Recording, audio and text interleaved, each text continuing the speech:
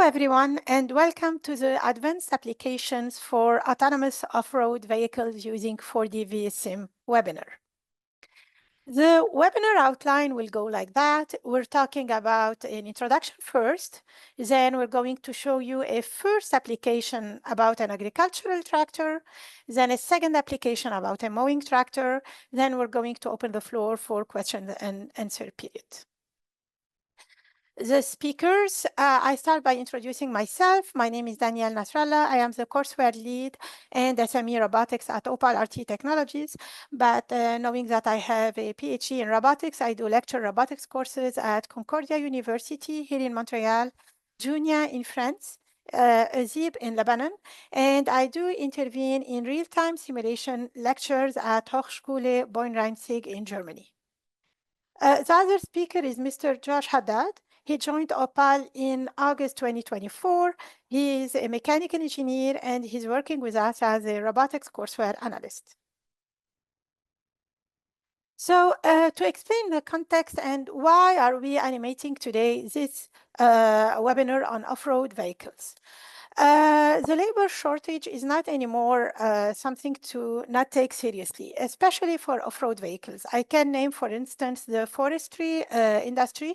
To harvest a forest, sometimes driver have to go like 600 kilometers away from urban cities and to work in harsh weather, say the Canadian weather, and we're talking about snow, and harvesting a forest there is not really fun.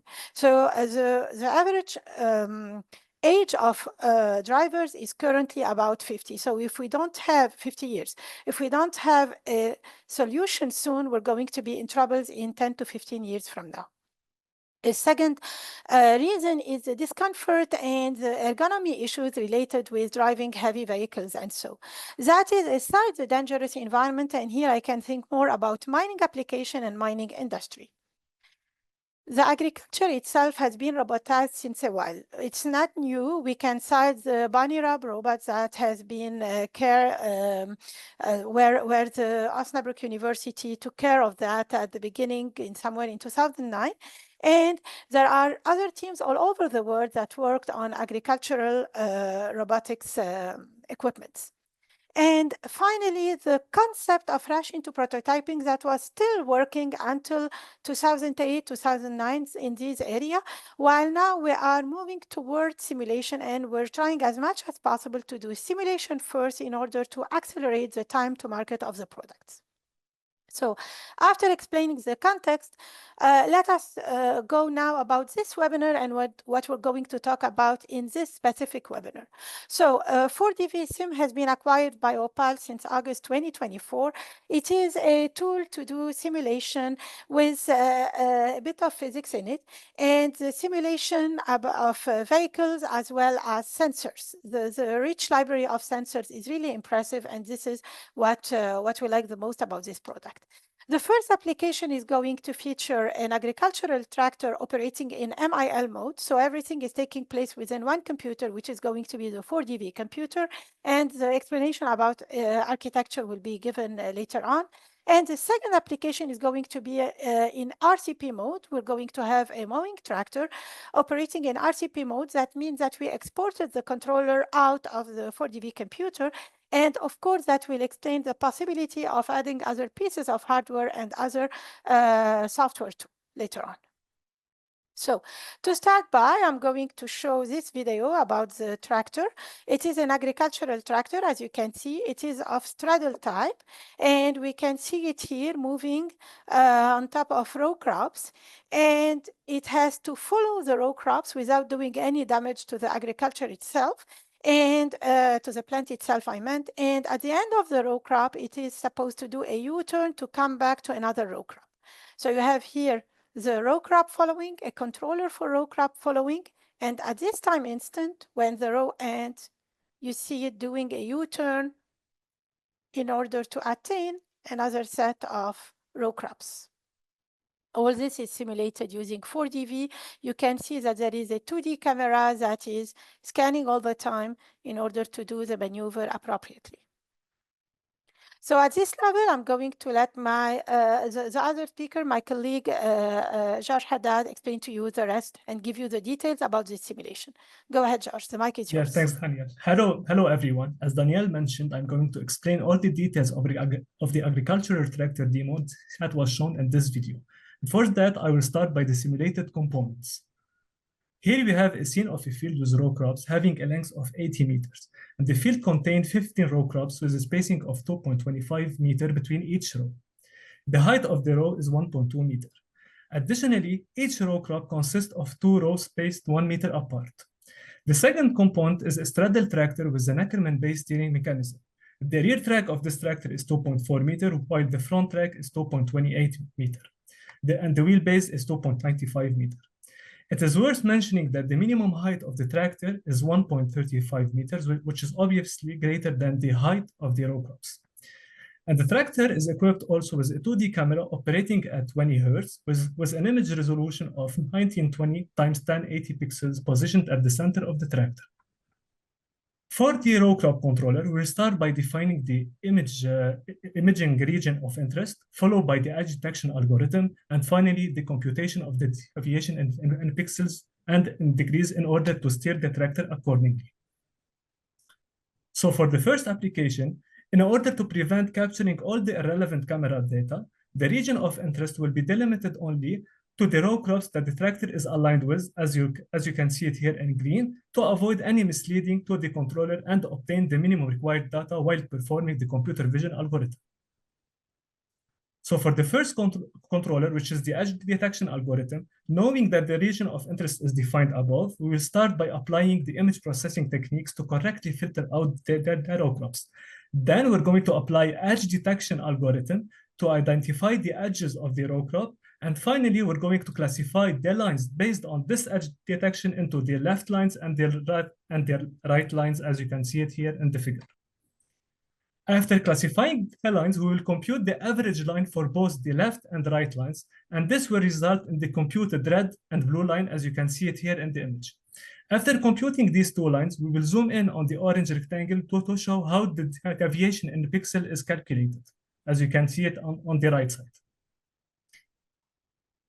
In the following image, our focus will be only on the horizontal field of view and the image width. So once the deviation in the pixel is computed, the next step is to calculate the angular deviation or the angulars in degrees, as you can see it here in the equation.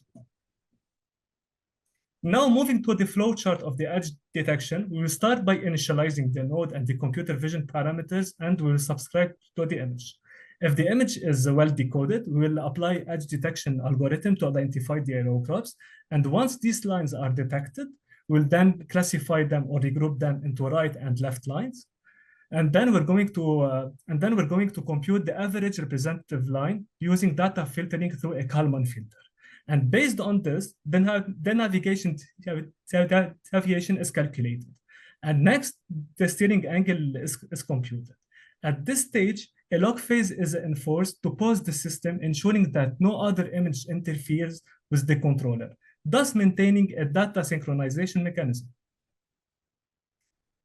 Now for the U-turning algorithm, the controller relies on the Dubin pass and the Stanley controller to steer the tractor and move it from one row crop to the other.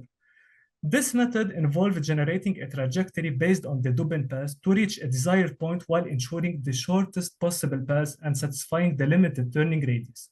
In this following image, the trajectory is divided into three phases. The first one is moving along a straight line. The second one is generating a path using the Dubin pass. And the third one is straight line to align the tractor with the next row crop. After defining the Dubin pass trajectory, a Stanley controller is applied to track it. Now for the flowchart of the U-turn, we will start by checking if the end of the row crop has been reached. If yes, we will start by initializing the U-turn configuration, load the predefined trajectory using the Dubin pass, and then we're going to follow it using the Stanley controller. At this level, it's interesting to explain that the overall picture, the overall controller is to combine both the U-turning controller and the row crop controller. So we start, we initialize the node, and each time we do this test whether did we attain the end of the row crop or no. If yes, then obviously we switch to the U-turn controller. If not, we will keep going through the row following controller. And now let us move to the architecture and explain how all this has been implemented in real time. So we do have the 4DV-Sim computer that is running under Linux 2404, and the idea behind the operating system Linux is simply to ensure the real time, and the distribution is nothing but Ubuntu. We do have the 4DV-Sim engine where we are simulating the virtual straddle tractor, the virtual 2D camera, and of course the virtual scene too. We do have the 4DV simulator visualization tool that allow to produce the video and the video that we showed previously and the one that we're going to show next. And we do have the code simulation framework, ROS. ROS, although the name is Robotic Operating System, it is well known that it is not an operating system by itself. It is more a co-simulation framework working on publish-subscribe basis, and we use also the terminology of server and client. So this ROS2 client here, for instance, is going to be responsible of circulating back and forth the data from and to the 4DV-Sim engine.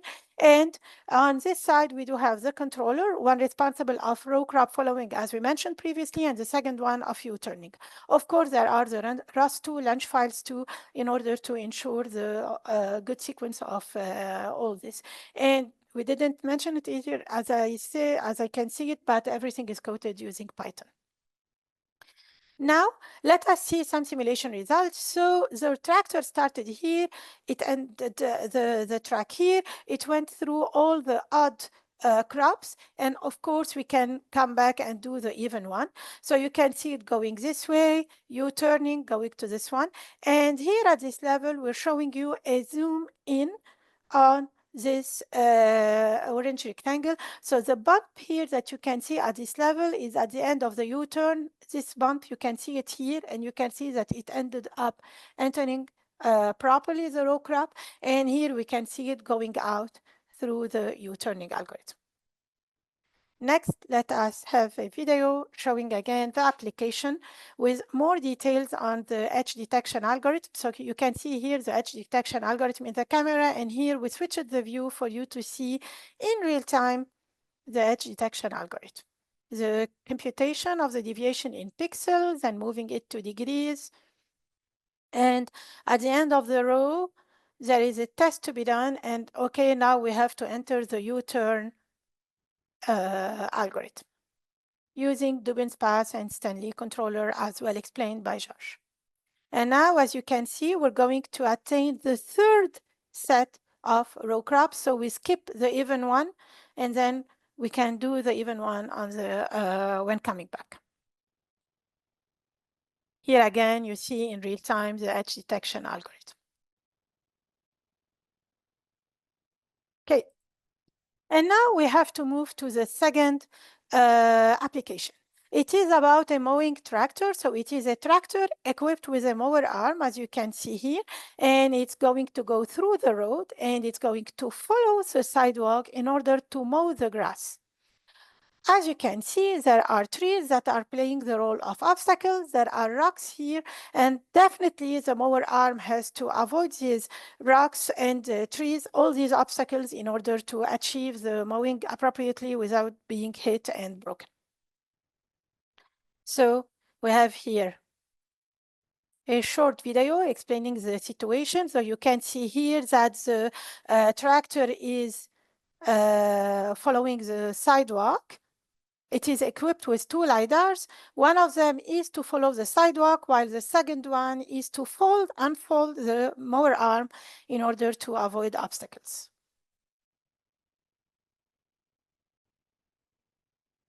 Now, starting from here, I will let George explain the simulated components and the technical details. Go ahead, Josh. Before that, I will start by the simulating component for the second application. Here we have a scene composed of buildings, obstacles, a sidewalk, and the road. The second component is a tractor with an Ackerman-based steering mechanism. The rear and the front rack is approximately 2 meters, and the wheelbase is 3 meters. The third component here is a 3 degrees of freedom mower arm, which is mounted at the back of the tractor, that we will elaborate on it in the next few slides. Finally, the tractor is equipped with two industrial Hokyo 30LX lidars operating at 40 Hz and featuring 1080 rays where the detection range is 270 degrees with a 0.25 angular resolution. Here, the first LiDAR is achieving, as we can see, a vertical scanning as shown in this figure. From another point of view, we can see that the LiDAR rays appear as a single line. For that, the region of interest will be delimited to the section mentioned in green, where it consists of 160 rays out of 1080, and they are distributed as follows. 64 rays on the asphalt, 32 rays on the edge of the sidewalk, 44 rays on the sidewalk itself, and 20 rays on the grass. George, may I Yes. just Yeah. go through this? Just to make it clear for the audience, this is the vertical scanning. This is the line we're talking about because from this point of view, obviously the vertical scanning reduces to a line. And the red part here is just the color of the tractor. It has nothing to do with the scanning of the LiDAR. Go ahead, please go through the flowchart. Yeah.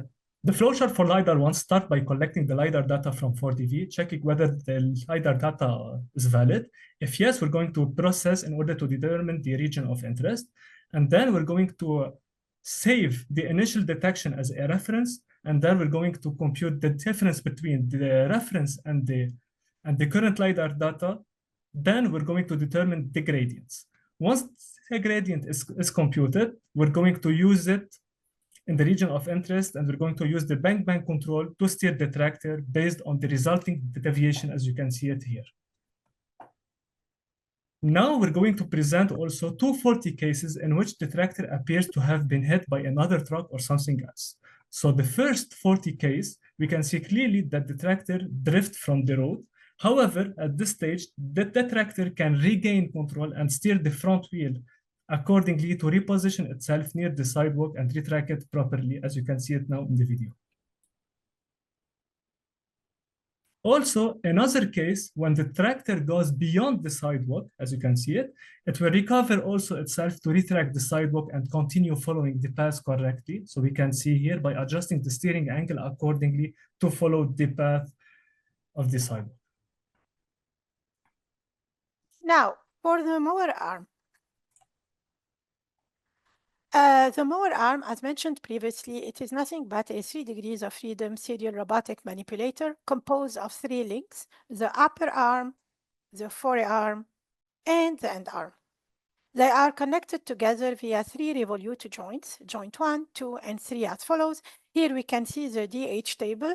From the fact that all the angles alpha are 0, we can detect that it is a planar motion, and also we have here the offsets that are all 0. Sorry.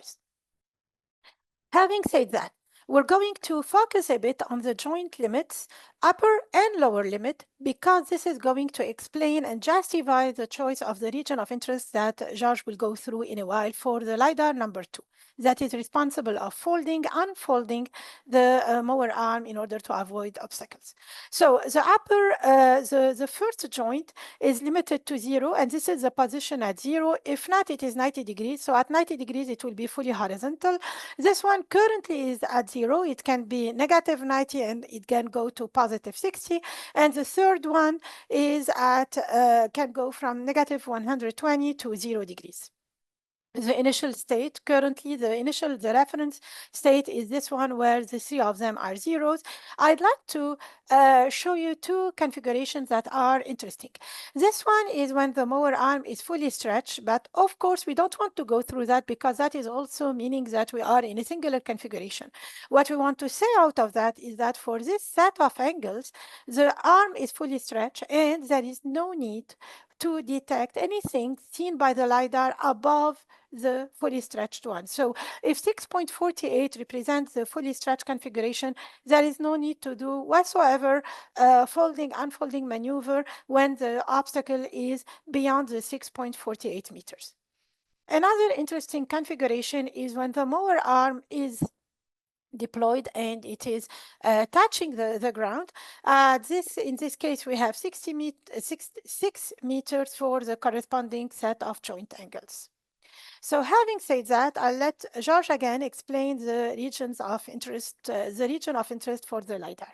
Go ahead, Thanks, George. Daniel. Okay, for the second LiDAR responsible for obstacle avoidance, here the second LiDAR is achieving horizontal scanning with a 15 degrees downward tilt.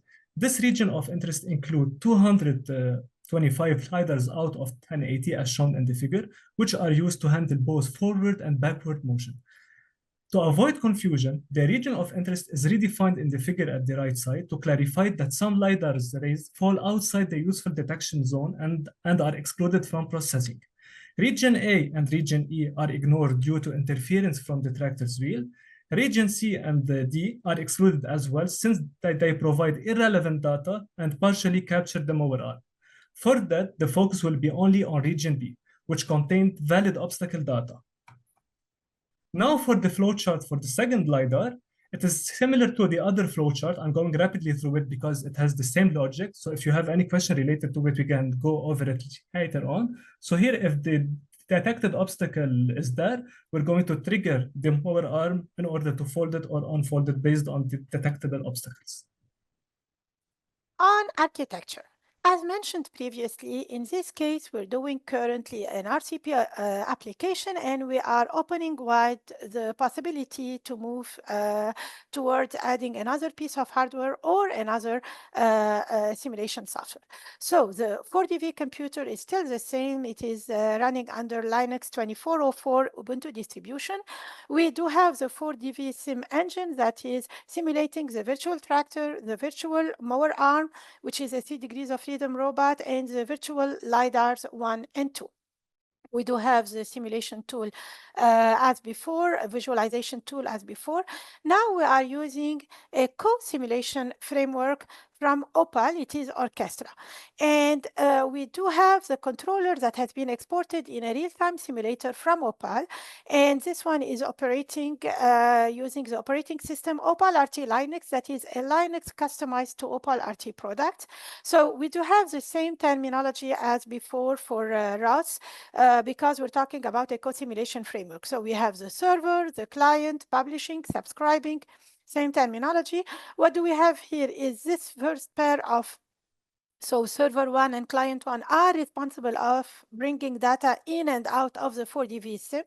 Once everything is inside the controller, then we have server 2 that is and client 2 that are responsible of the sidewalk track controller and the mower arm folding unfolding controller, and there is server 3, client 3 that are fully dedicated to the perception itself. Because all this is to run in real time, so we have to make sure that everything is running properly and with synchronization too.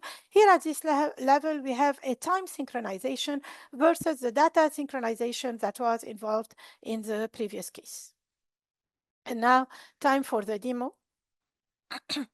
So we have a tractor moving, detecting a first obstacle, folding, then unfolding here, mowing the grass, second obstacle detected, unfolding, again, folding. Now unfolding till the third obstacle. And here we have the view of the LiDARs. So LiDAR 2 responsible of the mower arm control, LiDAR 1 responsible of keeping tracking of the sidewalk. Okay, again, avoiding trees this time. Okay, another feature of 4DV is the capability of playing with the lighting. So here we have the same demo but working on a night scene. So we can validate the results. Now, of course, for the 2D camera, the agricultural tractor, we didn't think of doing that because for the camera, it's going to be hard to work in night scene, but definitely for LiDAR, the technology used in LiDAR won't be affected by the lighting. So we can succeed this way. Would like to add that with 4DV, we can start adding snow, rain, so change also the weather conditions and see the impact on the simulation. So starting from a very first scenario, we can move to other scenarios to check whether the controller is working appropriately with the new data coming in. Okay, we're done. We ended just on time, as expected. So thank you everyone for your attention, and we open the floor for questions and answers. We have three questions. Okay. How do you determine where the next row is for you? How do you determine where the next row is for the U-turn pass? Okay, William, we're doing, so if I come back to this one, to this We can go to slide 15 if you want. Yeah. 15. 14 and 15. So just let me 15. take, I think this is the one you wanted, the 14 one. Yeah. Okay, so here, obviously, William, we ended a row. So we're going to do that. The radius of this Dubin's path has been calculated in such, knowing that the geometry of the terrain and the fact that we have a crop coming in an odd one. So we skipped the even one because otherwise it was going to be very hard for the tractor to do the maneuver. So basically, this one has been done here, and at this level we're supposed to be close to the third row and to go into it. Then we will use the edge detection to come back. George, you would like to answer? You would like to add something about that? Yeah, also in the slide 15, as I mentioned before, yes, we can see also that each time we're alternating from one row crop to the other. Here we're ensuring how the tractor will steer accordingly to reach the other row crop. Okay. So we can see when we load the predefined trajectory based on the current direction, we're going to alternate between direction based on the previous one. So. Is this video in real time? It seems to be around 2 FPS. Why is it too slow? Slow because we asked the tractor, we forced the heading velocity of the tractor to go at a speed of 1 meter per second, right, Josh? We fixed it to 1 meter per second. 0.5 meter per second. But yes, for sure, it is real time. It is real time. We wanted yeah, we wanted the tractor to move. We fixed the heading speed. Basically, the controller here is just controlling the steering. The heading speed has been fixed all the time. It is a constant value, exactly. Yeah. How does the rain and snow affect the sensors? We're going to have another webinar where we're going to add another piece of hardware, as I mentioned previously, which is consisting of camera injection. So we can start with camera raw images, and we can start injecting rain, snow. We might have icy road too. So we will allocate a full webinar just on that, how to add the other piece of hardware and how to go through this part. What we wanted to show today is only the night and day lighting, but we will go through that. We will allocate time for that. So this person took the what do we call it? What we wanted to announce later on. Thank you. Interesting video. Now, Adam, you emphasize the importance of staying real time. Of course, what are some of the major bottlenecks that you encountered? Say if you want to take all the images, the idea, I don't know if you noticed that, but we focused a lot on region of interest. If you want to circulate all the 10,080 Lidar rays and the whole camera picture, there will be a risk of keeping going in real time. So the idea behind cleverly choosing the region of interest while ensuring a safe maneuver for the vehicle and for the scene, that was a challenge. So here is the major performance, and the bottleneck is to choose cleverly the region of interest in order to keep going in real time, but to bring to the controller only the relevant data, not all data. Hat, thank you for the webinar. You're most welcome. Hello, thanks for the great presentation. What is the reaction time for the machine from the time it detects an obstacle? It is in real time. George, do you want to go into more details? It is in real time, Yes. so we detect the obstacle. Now the LiDAR has been positioned to detect the obstacle a little bit ahead to A have little bit time ahead to to move. 0.7 meter. Exactly, Yeah, time to to have move the mower arm in order to exactly avoid the obstacles. because remind me, the mower arm masses, we're talking about more than a ton. Yes, Between upper fore and arm, we yes, have more than 1,000 kilograms. So it was, go ahead. Yes, it's 1.15 tons. So Yeah, the yeah. mower arm itself, Yeah, the three so components. the LiDAR has to be positioned ahead in such a way to allocate enough time to move without braking or without making the Colliding tractor also. itself, without making a huge vibration on the tractor itself. Chris, what is the frame rate for the simulation? Is it running in real time, 30, 60 hertz? For the first one, give me the number. Oh, the simulation of the vehicle is 1 millisecond. For the frame, for the 2D camera, is it 20? We spoke about 20 hertz. 20 hertz, yes, exactly. And so for the camera, it's 20 hertz. LiDARs? For LiDAR, it's 40 hertz. Okay, so we answered this.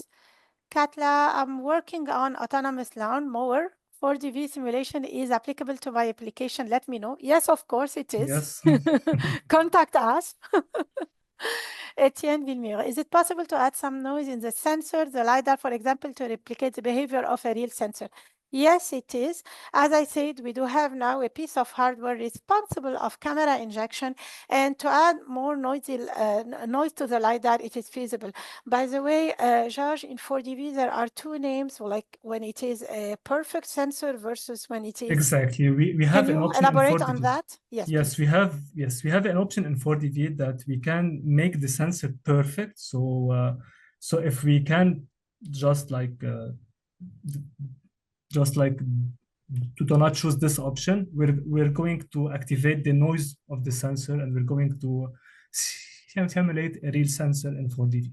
So when we're going to turn off this option, the perfect one in 4DV, we're going to simulate it with noisy parameters. Okay. So yeah. Thank you, George.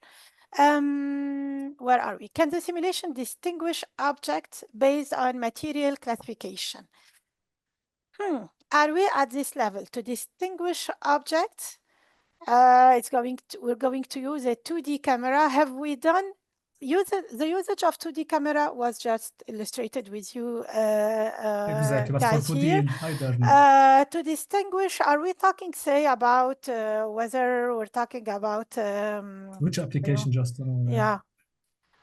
We can come back to this one later on because it needs to go through a 2D camera. It won't be edge detection algorithm. We have to go through other algorithms. We don't have a demo ready for that yet, but if it is based on a 2D camera, most probably yes. Do we use LiDAR for material classification? I don't think. We have to go through that question later on and to see other possibilities to do the material classification. Alexander, does 4DV support reinforcement learning methods? Also, would you able to provide a brief explanation on the difference between 4DV and NVIDIA Exacim? Okay, there are two questions here. For the second one, 4DV-Sim is using physics from NVIDIA. So we're not that far to answer your second question. For the first one, reinforcement learning, as of April 22nd, which means next Tuesday, we're going to have a person joining our team working on reinforcement learning, because one of the things we'd like to add is another layer of controller based on AI controller rather than the deterministic controller George and I spoke about. So soon, in future webinars, you will see reinforcement learning getting into the picture. Danielle, how does 4DV offer its sensor as a Python SDK? It is in the library. We prepared some backup slides just for that. So I'm going to show you. Exactly at the end. Okay, the one with, so this is, for instance, we're going to show you some slides. We prepared them as a backup in case we have this type of questions. So to answer your question, Danielle, we have the, okay, let me make it full screen. So I will just move this. So we have the library of sensors in 4DV. And, oops. Here, for instance, we can go to the camera library and we can get the generic camera for the first one. And so another one is the Lidar. This is the library of Lidars. But we just limited the webinar today to cover 2D camera and Lidars, but there is a bunch of other sensors that we have. Among them, George, can you cite some? Radar, Yeah, we can use IMU, also IMU, encoders, GPS also. We can use the GPS. LiDAR 3D instead of the Exactly. LiDAR Yeah, 2D, LiDAR etc. 3D So too. Yeah, exactly. yeah. Can we know the main differences and uses between these applications? Can we know the main? Are we talking about these applications that we showed? The two application. I Guess, think yeah. so. If it is the case, we wanted to show, so I'll go back now to another slide. We wanted to show two possibilities. One of them is this one, where we do have the virtual tractor, virtual mower arm, virtual LiDAR operating in 4DV, but we have the controller placed elsewhere in another piece of hardware, and to which we're going to add later on the camera injection system. While if we go up, in this application, everything was taking place in the 4DV computer. We use the ROS2 inside Linux Ubuntu as a co-simulation framework, and we had everything working within one single computer. So this is a MIL, model in the loop application, versus the second one where we exported the controller. We can classify it into the RCP. Okay, main difference, road versus sidewalk. I didn't. guess Chris, can this. you reformulate? Yeah, George, go ahead. Yeah, I guess Chris was asking about the obstacle and the shape of the obstacle, and then he just typed road versus sidewalk. I guess he's talking about Okay, this okay. subject. Yes. So we can come back to yours where you define the region of interest. You reduce the 1080 to 160 rays. Is it? It's for the lidars, yeah. here. Okay, he was the guy about the material classification, if I'm not mistaken.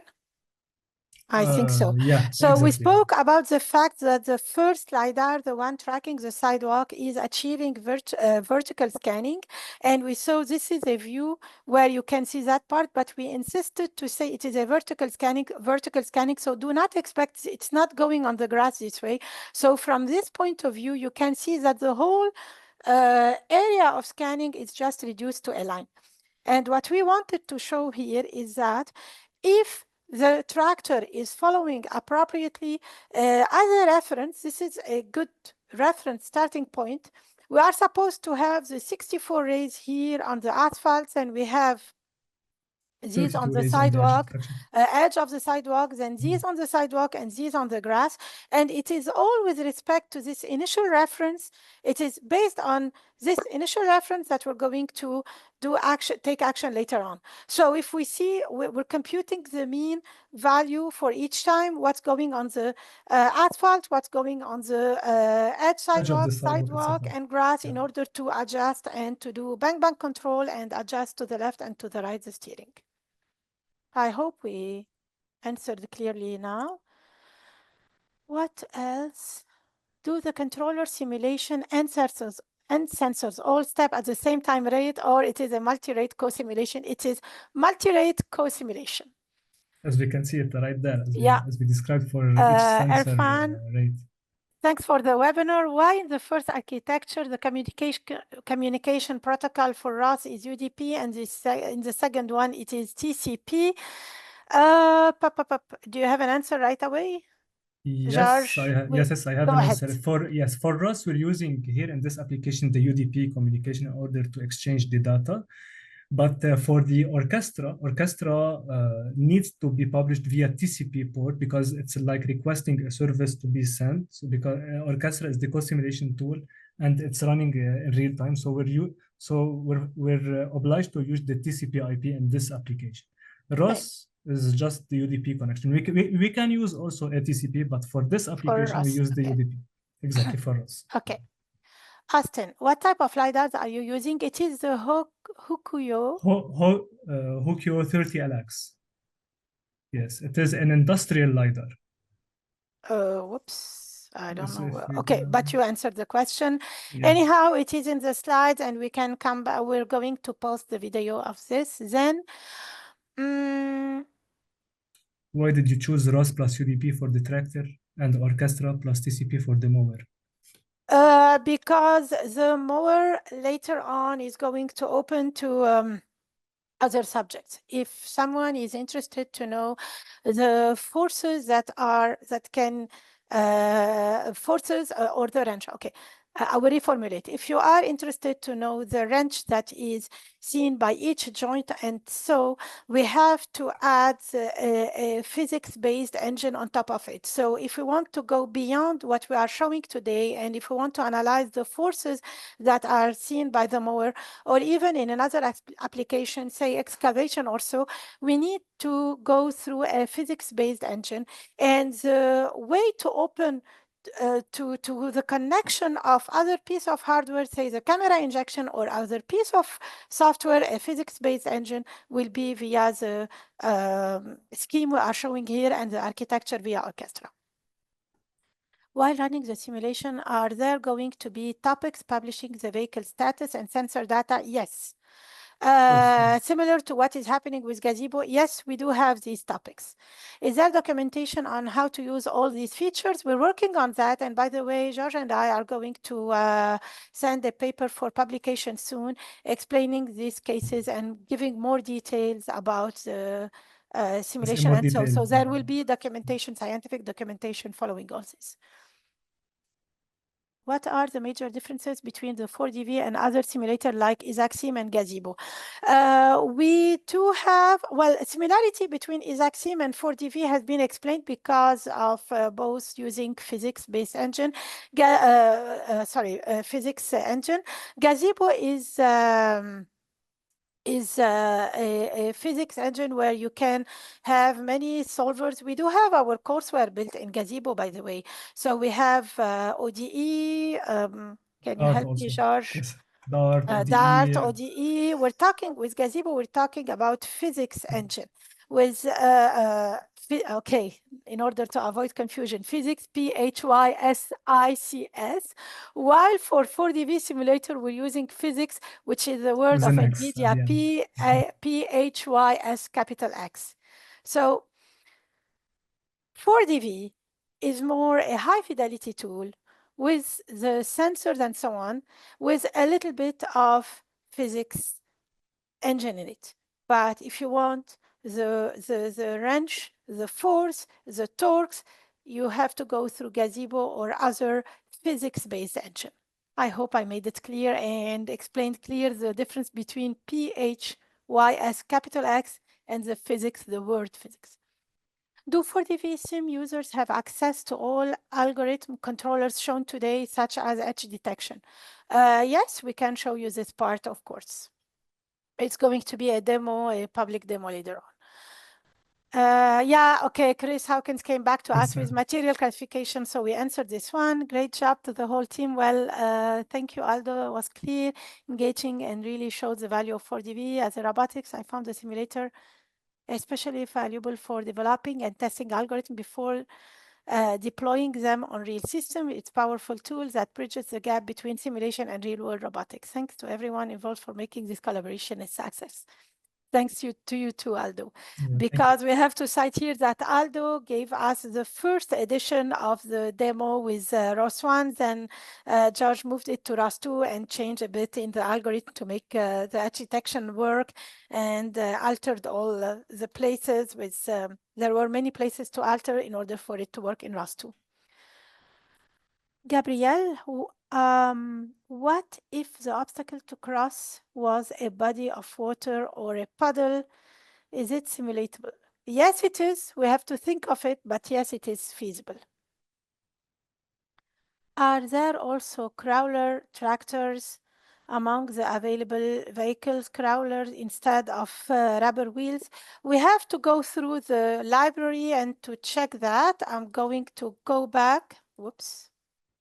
I'm going to show you yeah, the at the end of library. this slide. We prepared some backup slides just in case. So we have here, can we see this one? We have here, so we have this tractor that is already done in the 4DV. We have here a bunch of vehicles in 4DV.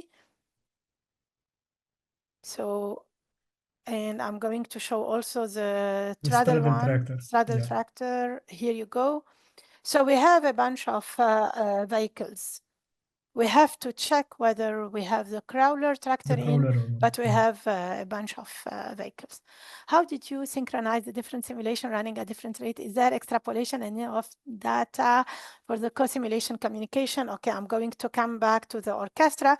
We do have RT Lab, our simulation, real-time simulation product, and we have in it the Orchestra framework. And to explain to you how we did that, because the same philosophy that was used to go through 4DV has been used with other dynamics engine. So Danielle from CM Labs that asked the question before, we did the same with Vortex from CM Labs. How do we do that? It is inside Orchestra that we go in the code and we can render the dynamics engine in front of us, whether 4DV, Vortex, or other. We can go and pose and do publication and subscription and control the simulation and at what rate we would like the simulation to go. If you need more details, George is better than me to explain. Maybe, George, if you can take 1 minute to explain what you have done in terms of slowing down, not slowing down simulation, but go ahead. Simulation in real time. Take control, go ahead. Okay, we lost George, but he was responsible of writing the code in order to allow the Orchestra framework to control the simulation, the pace of simulation in 4DV, as well as with another dynamics engine as Vortex from CM Labs. Yeah, I'm back, by the way. Okay, no worries. Anyhow, it is 10:51, so I think we will take this one and we will stop. Yeah. Is it possible to add our own vehicle sensors in the simulator? Yes, yes, it is. Yes, we can. It is because if you go to the courseware webpage, you will see us. We have done 10 robots using Gazebo, but these same 10 robots has been done also using 4DV. So yes, it is feasible to construct a robot from scratch. It is better and faster for your simulation if you can grab something that is already done via the library, but there is the designer in 4DV that allow you to build from scratch, and yes, you can build the vehicle that you want. For instance, we built the articulated vehicle from Volvo, the L120. It is composed of 2 chassis, the front chassis, the rear chassis, a pivot joint in between. All this was built correctly in 4DV. You can have a loader. Well, anyhow, check the 10 robots that we have in our courseware webpage, robotics courseware webpage. They have been built in Gazebo and they have been duplicated. Same work has been done again in 4DV. Finally, I joined a little late. Can you explain your work effort with CM Lab? We can explain that later on. Of course, Chris, why don't you write to me?